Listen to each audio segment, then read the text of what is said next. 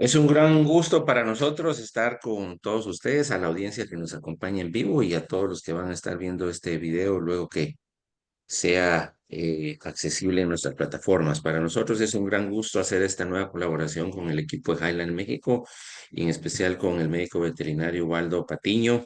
Y pues bueno, hoy traemos un temazo, como siempre, es parte de nuestra aportación, estrés calórico, así que esta presentación más o menos estará entre los 35 y 40 minutos, va a haber un tiempito de preguntas y luego este video va a ser grabado y puesto accesible en nuestras plataformas. Así que, Ubaldo, muchas gracias por tu apoyo y el tiempo de estudio. Gracias. Muchas gracias por la invitación.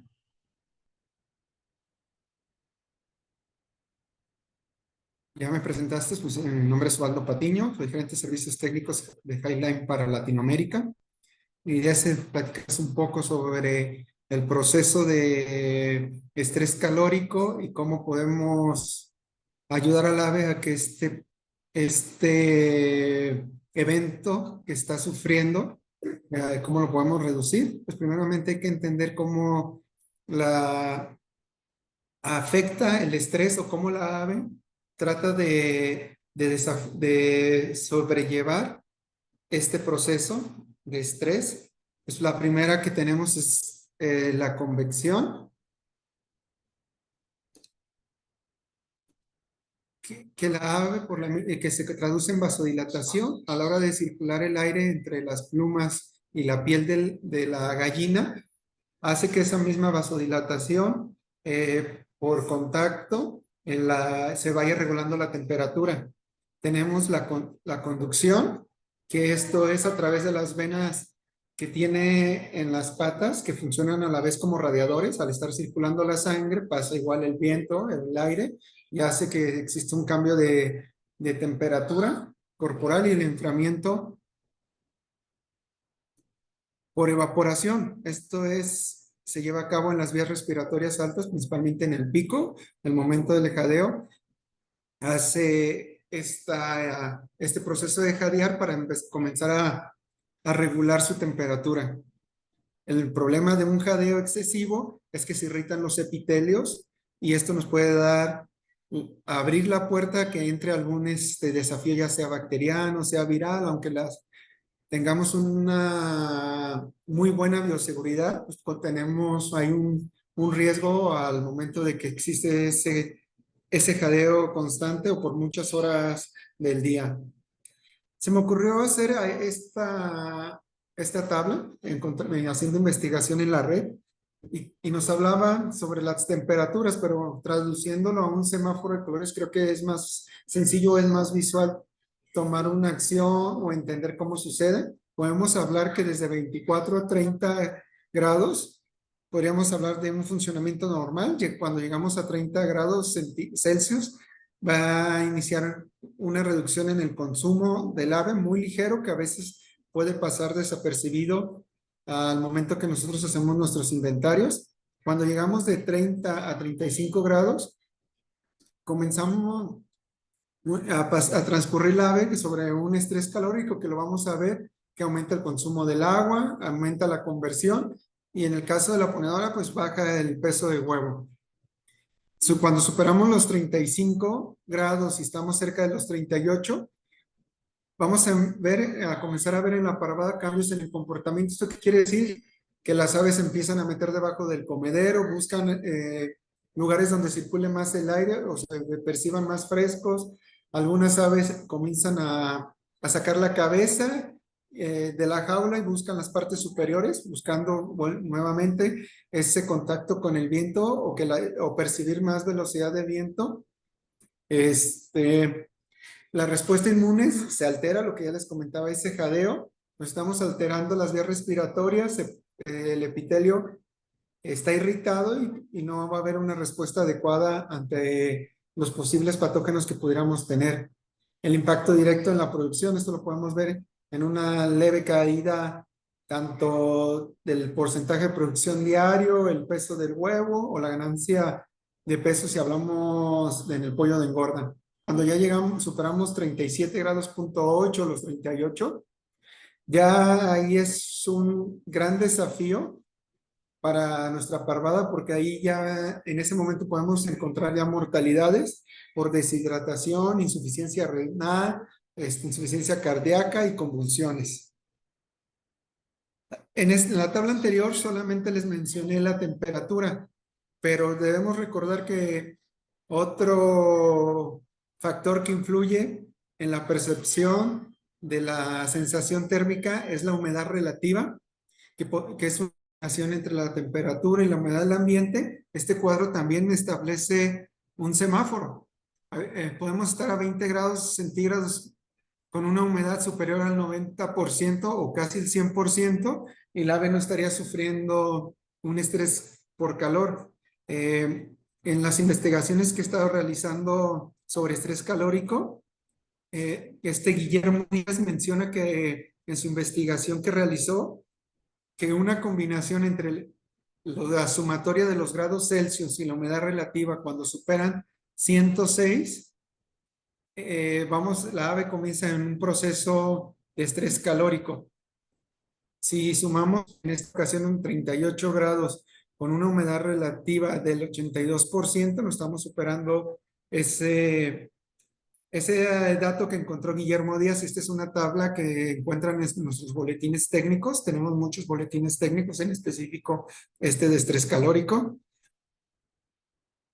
Si nos vamos a la bioquímica, no soy un experto en bioquímica, pero podemos mencionar un poco sobre qué sucede en ese proceso bioquímico dentro del ave. En los pulmones ahí empieza a haber pérdida, mayor exhalación de CO2 con una pérdida de agua, que podríamos traducirlo fisiológicamente en una hiperventilación. Cambia el pH de la sangre por ese mismo proceso de aumento del CO2. La sangre disminuye el transporte de minerales. El calcio no se difunde en las proteínas, que va unido. Entonces este proceso, al momento de querer una buena calidad de cáscara, vamos a empezar a ver huevos no como tal fracturados o huevos de pellejo, sino huevos que si al momento de hacer una ovoscopía encontraríamos como lunares más delgados en la conformación del cascarón. También la ave inicia una alcalosis metabólica, disminuye la actividad de la anhidrasa carbónica. También este proceso de alcalosis se traslada al oviducto, por eso podemos también ver la afectación de la correcta formación del cascarón. Y recordemos que el calcio necesita medios ácidos para que se pueda disolver, entonces se hace un poco más difícil esta absorción del calcio para una correcta fijación. También vemos que en la glándula cascácea, ya se los comenté un poco, disminuye la secreción del calcio, y también podemos tener un medio idóneo para tener alguna salpingitis al momento que se eleva el pH de nuestras aves. Si lo traducimos en las afectaciones productivas, lo que nos podemos ver afectado, tenemos temperaturas superiores a 30 grados, vamos a comenzar lo que ya les decía, a ver afectaciones ligeras en la producción de huevo. El peso de huevo disminuye. Es por cada grado centígrado grado Celsius que sube la temperatura entre 3 y 27 grados, vamos a ver una afectación de 0.4% en el peso. Si nosotros lo traducimos al campo, en galpones o casetas de clima natural o galpones abiertos, si nosotros pesamos nuestro huevo del día en la mañana, ese huevo tiene un peso, es mayor el peso que al huevo que ponen las gallinas por la tarde. Hay una diferencia en ese huevo, en el peso, es ligeramente, pero si hacemos el ejercicio vamos a encontrar una variación. También vamos a encontrar que el consumo de alimento disminuye. Te hablan los nutricionistas y los investigadores que no es necesariamente porque la ave no tenga el apetito por comer, sino que es una forma de protegerse de no producir más calor metabólico al momento de tener hacer la digestión de los nutrientes o de ese alimento que va a consumir. Les hablé un poco de la forma que afecta el estrés calórico y los parámetros que se afectan en la producción, pero vamos a ver las estrategias que podemos tener para reducir el estrés calórico. Todos quisiéramos modificar el microclima, que las empresas invirtieran en equiparnos el galpón, que fuera ventilación tipo túnel, paneles húmedos, pero sabemos que esa es una inversión muy costosa y tenemos que trabajar con lo que nos permita hacer la inversión. En eso, ¿sabes lo que sí podemos invertir o tendríamos que tener en mente invertir en foggers y en ventiladores para hacer que un ambiente de confort o que la velocidad del viento dentro de la caseta sea mayor, por lo que veíamos en la primera diapositiva? Al traspasar el aire a través de las plumas y la piel, esa vasodilatación que tiene la gallina por contacto va a hacer que la temperatura corporal disminuya. Si vamos a construir nuevas instalaciones, deben de estar orientadas adecuadamente. Que ya pensar en la instalación de lo antes mencionado, de los fogger, de los ventiladores, y no solamente en la instalación, tener el plan de mantenimiento y limpieza continua, porque los podemos instalar, pero si no tienen esa limpieza, un ventilador nos puede reducir el polvo, la velocidad del viento. Si el fogger comienza a crear sarro o por el mismo polvo de la pluma comienza a adherirse en el fogger, pues no nos va a estar dando la presión de fogger o los litros por minuto para mantener un microclima adecuado. Lara y Rostraño, en una investigación que ellos realizaron en el 2013, con el propósito principal de los ventiladores de circulación en una caseta, los instalaron para ver cuál era la función o cuál era el fin de instalar esos ventiladores, y se dieron cuenta que no era llevar aire caliente o aire fresco de fuera de la caseta hacia adentro. Lo que ya les mencionaba, lo importante es aumentar la velocidad de viento dentro de la caseta y que circule a través de las aves. También eso hay que tomar en cuenta porque muchas veces los de operarios de mantenimiento instalan el ventilador y solamente al centro. Hay que hacer pruebas de cómo deberían ser la correcta instalación de esos ventiladores y recordar que no todos nuestros galpones son iguales. En el momento que instalemos esos ventiladores hay que tener ese cuidado o esa habilidad para identificar los puntos de mejora. Otros investigadores hablan que una cubierta de hierba o pasto en los terrenos que rodean las casetas ayudan a reducir el reflejo de la luz solar. En la visita pasada que realicé a una empresa, traíamos unos termómetros para medir la temperatura, los termómetros láser, los apuntábamos dentro del galpón y teníamos 33 grados, y por pura curiosidad hicimos el ejercicio con el piso y nos marcaba 60 grados cuando la temperatura ambiente fuera de la caseta eran 40 grados. Entonces imagínense cómo se calienta el piso y esa radiación va hacia adentro del galpón. Nosotros no teníamos cerca, esa empresa que visitamos no tenía zacate, grama o pasto para poder hacer cercas, porque ellos su política es no tener nada de materia orgánica para facilitar la limpieza, la bioseguridad y el control de fauna nociva, tanto roedores, serpientes y otros animales que pudieran acercarse por el instinto de comer las gallinas. Entonces debemos de buscar esa opción, pero tener cuidado de no tener, ya tenemos la hierba ahí y hay que dejarla que crezca 20, 30 centímetros. No, debe ser cortada al ras para que no sea un ambiente propicio para que los animales ahí vivan, tales como ratas que se esconden. Entonces necesitamos tenerlo muy corto, esa hierba.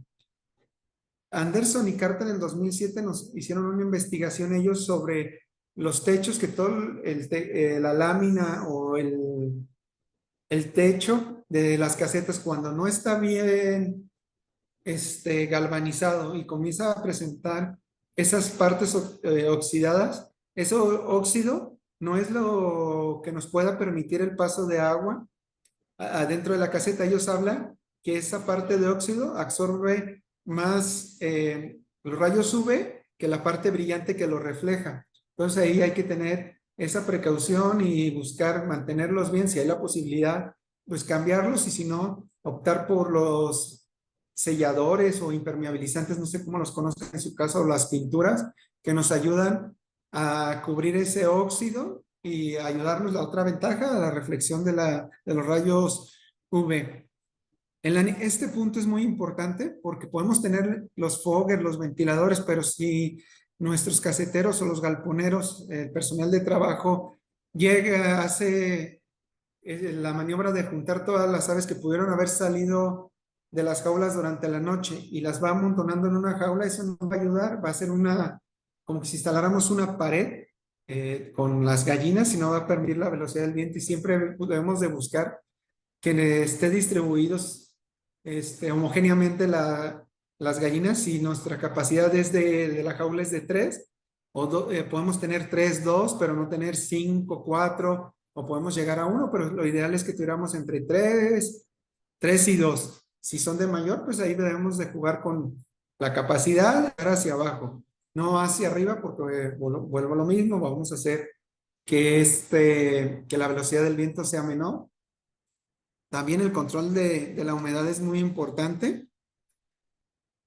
Lo de que les comentaba ya, los foggers hablan que mantener una humedad por abajo de 85%, vuelvo a lo mismo. Me tocó estar en una zona la visita pasada muy caliente, arriba de 40 grados estábamos, con una humedad ambiente menor a 19%. Se prendieron los foggers. Ellos trabajan, esa empresa, sobre foggers de encendido 40 segundos, apagado 120, que esto viene siendo una relación de 1 a 3. Y llegamos, se bajaba la temperatura promedio durante la visita, fue de 32 grados con los fogger prendido a 34 grados. Teníamos una reducción casi de 6 a 7 grados Celsius con ese simple manejo.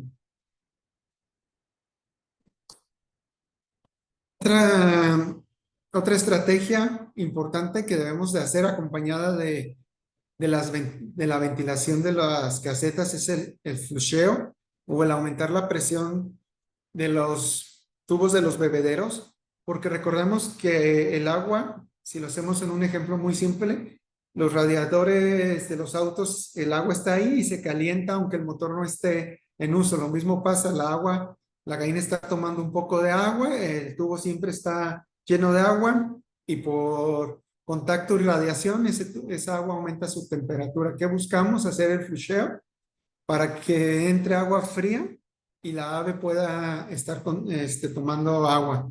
¿Cuál es la finalidad de hacer este flusheo?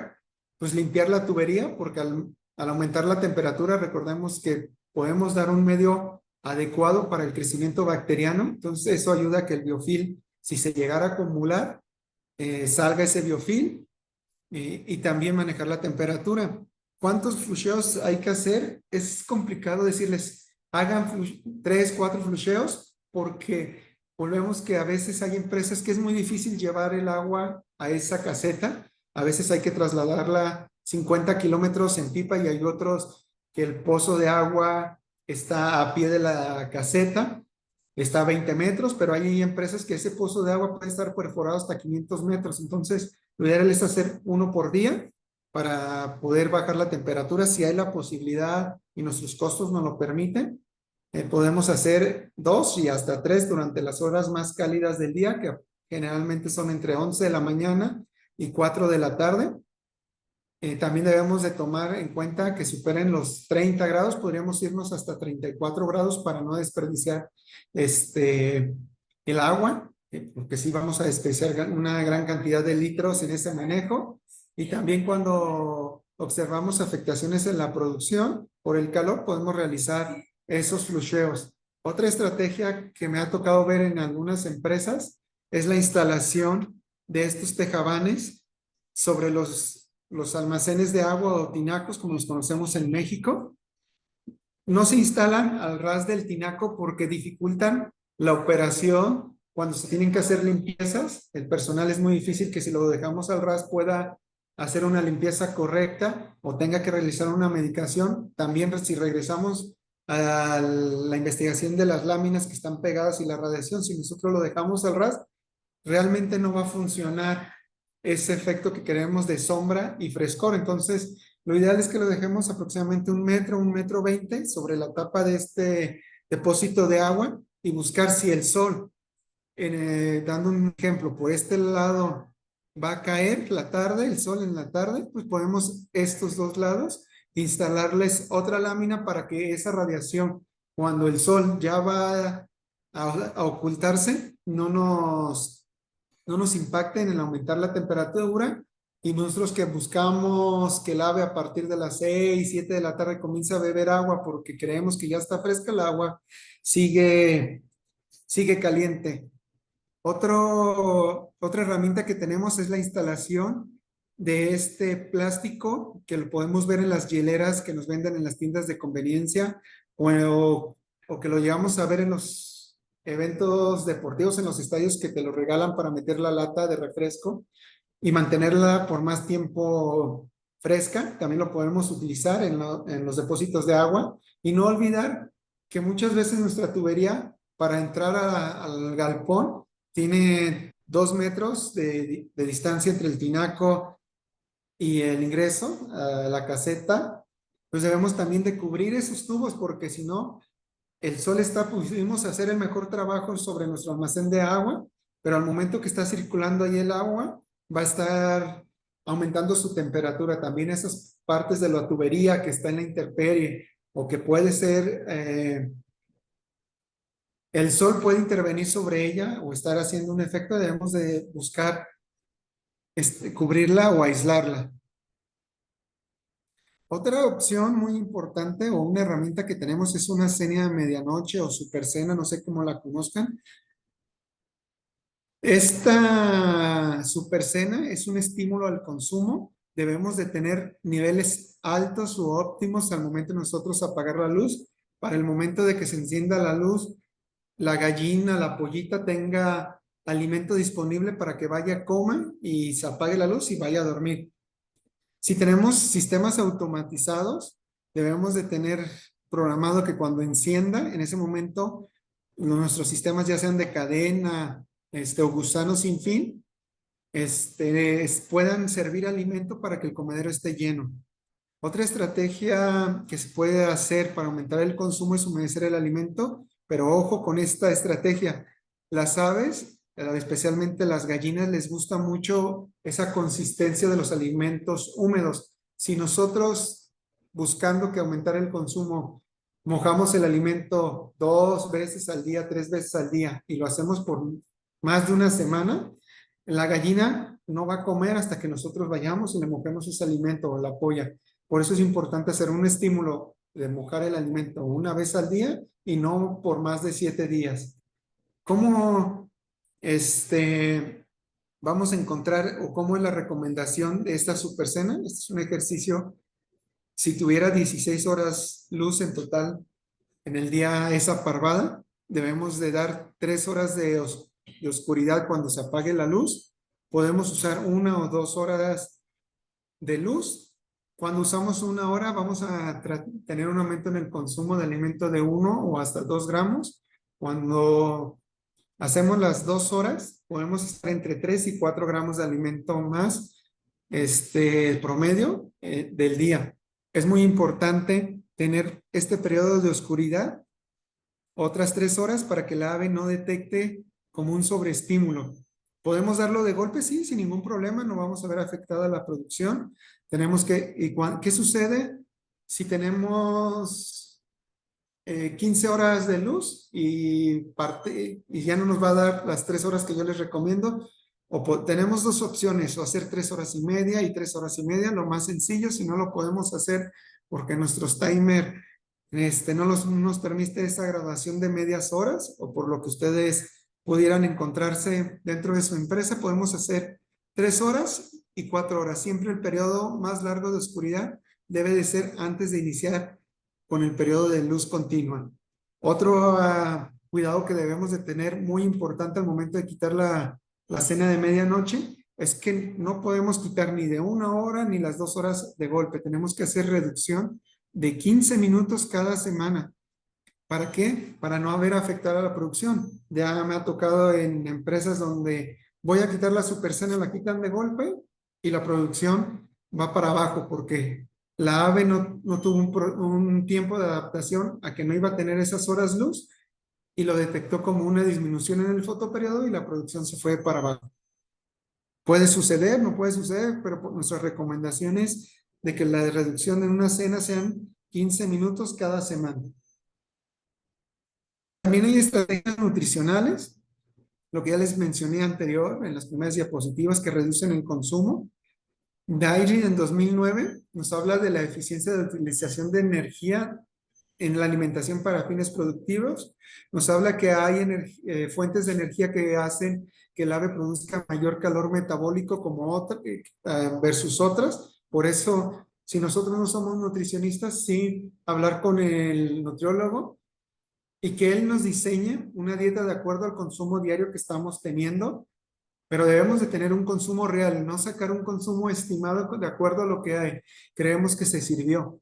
¿Cómo lo podemos hacer? En casetas de alimentación manual podemos contar a 100 aves, a esas que retirarles el consumo, pesar el alimento, perdón, los servimos el consumo pesado y día con día le vamos a servir alimento. Al terminar los 7 días, iniciamos el día lunes, a las 12 del día, a las 12 del día del siguiente lunes debemos de pesar, limpiar todo el comedero, pesamos y por una simple sumas y restas sacamos cuánto se consumió y lo dividimos entre 100 y nos va a dar el consumo real durante esa semana. Si contamos con balanzas en nuestras tolas y los equipos son automatizados y nos pueden decir el consumo real de lo que se sirvió, pues esto es más fácil. También medir nuestras temperaturas ambiente no es solamente medirlas afuera o instalar un ventilador al frente de nuestro galpón o uno al final y ya con eso ya tenemos la temperatura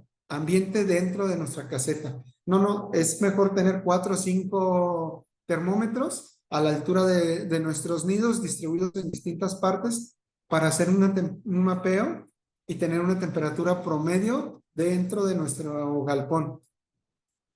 También las recomendaciones de acuerdo a la guía, en este caso yo podría hablarles de las guías de Highland, pero debe haber una adaptación a esas recomendaciones. La de nosotros tiene una adaptación. Si la ave de tal edad con tal por ciento de producción consume 95 gramos, este es el perfil. Si consume 100 gramos, este es el perfil. Si consume 101, este es el perfil y este es el perfil para 105, 110 gramos y llegar a verse ese consumo. Pero hay adecuaciones, los perfiles de acuerdo a los consumos diarios de alimento. Lo que buscamos es tener entre más ingredientes en este punto, tengamos a la disposición de nuestro nutricionista, es más fácil para él tener una decisión o establecer una estrategia, qué ingredientes utilizar en ese momento para en el alimento que él va a preparar, en el papel y la planta de alimentos va a elaborar ya en físico, no produzca tanto calor metabólico. Entonces, esa es la idea de que podamos tener. Y lo otro muy importante, que entre más ingredientes se tengan disponibles, nuestra ración, el costo va a ser más barato.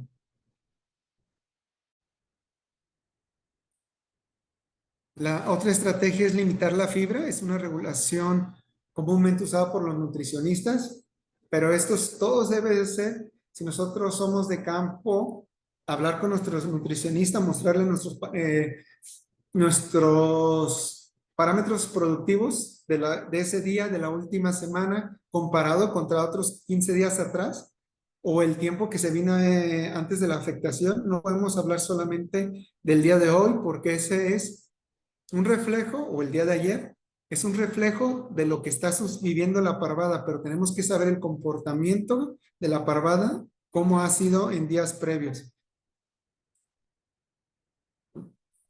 Y también hay estrategias de utilizar esa fibra para mantener una buena microbiota, porque también hablan las investigaciones que cuando tú tienes un intestino con buena flora intestinal, la ave puede pasar mejor el estrés calórico que una ave que te está presentando problemas de bacterias patógenas. También debe considerar el balance de electrolitos. Chen y otros autores hablan, en el 2005 hicieron una prueba en pollo de engorda donde ellos ajustaron el balance electrolítico contra el grupo control que no recibió ese balance electrolítico, reducieron los niveles y presentó menor mortalidad donde ajustaron ese balance electrolítico que el grupo control. Amman en 2008 habla sobre la aparición de alcalosis en las aves estresadas por el calor y que desde hace mucho tiempo ya se conocía, y por eso hay la implementación o la recomendación de usar cloruro de amonio, cloruro de potasio y bicarbonato de sodio en el agua para buscar ese frescor que podríamos llamarlo así, que recibe la ave. Benton en 1998, esto ya estamos hablando de 30 años, habla sobre la suplementación de bicarbonato de sodio, alivia la deficiencia de bicarbonato provocada por el desarrollo de una alcalosis respiratoria, lo que veíamos fisiológicamente que sucede. También debemos de trabajar sobre salud hepática. Recordemos que el hígado es el principal órgano metabólico del ave. El hígado está inmerso en la absorción de nutrientes, en la desintoxicación. Entonces, debemos de ayudar al ave a que tenga un hígado sano, y una estrategia es utilizar betaína. También la betaína es un potente osmorregulador, previene la deshidratación celular, dona radicales metilo y actúa sobre los balances de niveles de agua dentro de las células. Y también un poco del efecto negativo de los iones inorgánicos que desestabilizan las enzimas celulares. También la utilización es muy importante. Creo que en este momento todos los nutricionistas y todas las empresas productoras optan por la utilización de enzimas dentro de las formas, tanto por la reducción de costos, por los beneficios que se obtienen a la utilización de estas enzimas como carbohidrasas, gilanasas. También hay estrategias para cambiar el cóctel. Esto siempre, como les digo, debe de ir acompañado de nuestro nutricionista o nuestro experto en nutrición que está encargado dentro de la empresa y de la parvada. Ya les mencionaba los protectores hepáticos, la betaína es uno, pero podemos encontrar a base de algas muchos protectores o de otras fuentes en el mercado, ya de acuerdo a lo que tengamos más cercano y dentro de nuestro poder o nuestro costo que tenemos ya estipulado para esa parvada, pues ya podemos optar por distintas soluciones. Bueno, mi presentación. No sé si tengan alguna pregunta. Gracias, Ubaldo, por tu buena y clara presentación. Parte de lo que nosotros percibimos en Poultry School es la parte práctica. Sí tenemos una pregunta de David Mazariegos que dice, la temperatura que indica en la tabla, me imagino que una que presentaste anteriormente, ¿es la temperatura de sensación térmica? No se te oye. Tu micrófono está muy...